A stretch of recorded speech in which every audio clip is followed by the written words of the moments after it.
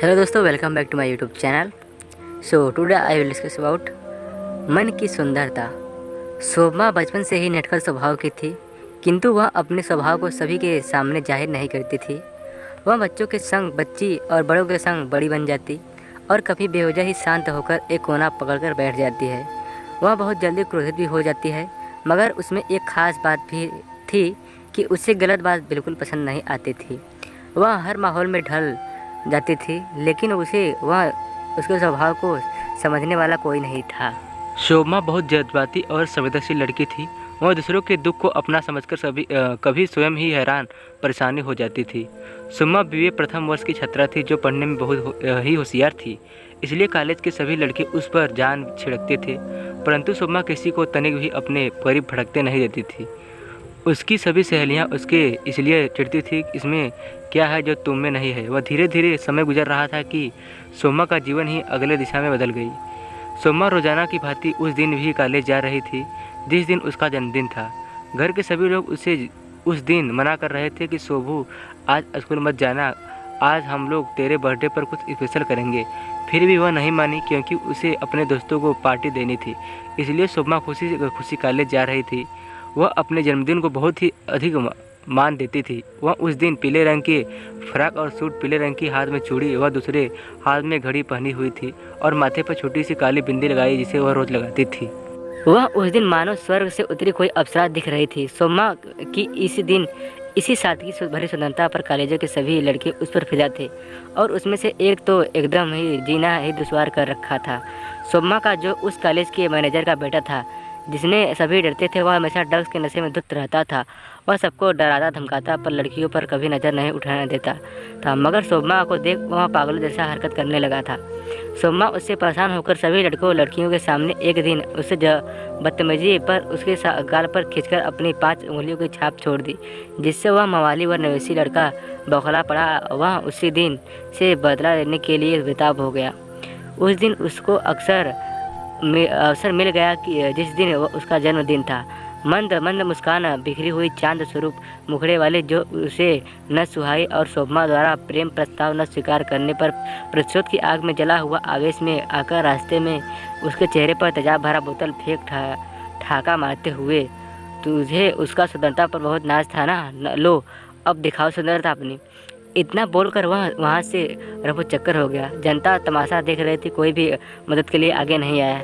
जब वह बेसुध होकर सड़क पर करा रही थी, तब मीडिया के कैमरा लेकर आ खड़ी हुई। मीडिया वालों को एक नई सनसनीखेज खबर मिल गई।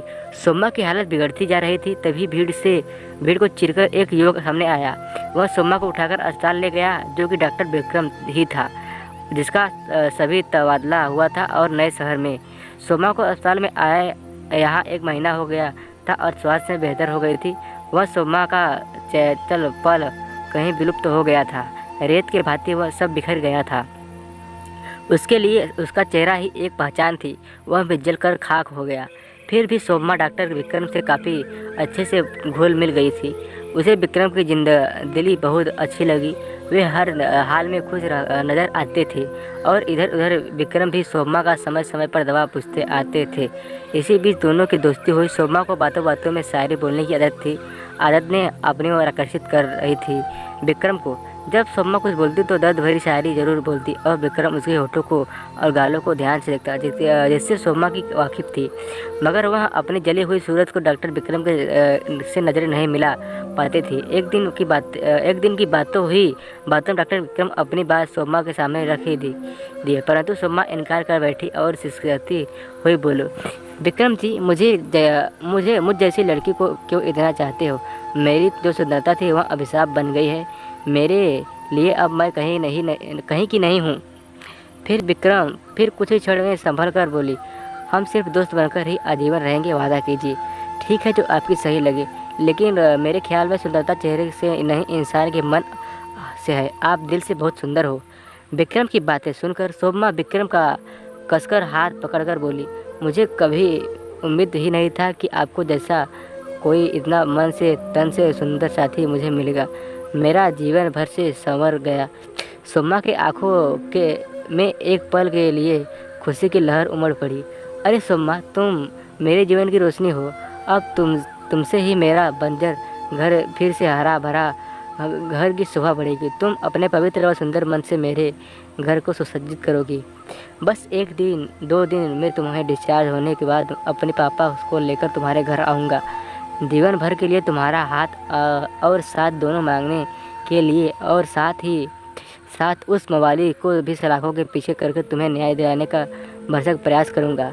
फिर मुस्कुरा कर बोला, और यहीं भी न भूलो कि चिकित्सा विज्ञान में हर नई तकनीक का विकास हो रहा है। कल नहीं तो वर्षों बाद तुम पहले जैसी हो जाओगी, और मैं रिस्क लेना नहीं चाहता कि तुम कोई और तुम्हें उड़ा ले। सोमा भूत समान खामोश होकर आंखों में प्रेम के समंदर को थामकर विक्रम को एक टके देखे जा रही थी, और भविष्य के दिन में लम्हों को संजोने के लिए कुछ संकोच सी सोच के अग्रसित होने को उतावली भी हो रही थी। दोस्तों, कैसी लगी आपको कहानी, ये ज़रूर बताएं। अगर कहानी अच्छी लगी हो तो वीडियो को लाइक करें, चैनल को सब्सक्राइब करें। हम आपके लिए ऐसे ही लगातार मोटिवेशनल अच्छी स्टोरियाँ लाते रहते हैं जो कि आपको बहुत पसंद आती हैं। तो हमारे चैनल को सब्सक्राइब करें और वीडियो को लाइक करें। वीडियो अंत तक देखने के लिए आपका तहे दिल से धन्यवाद। Thanks for watching, please supporting. Thanks for watching, love you, please support.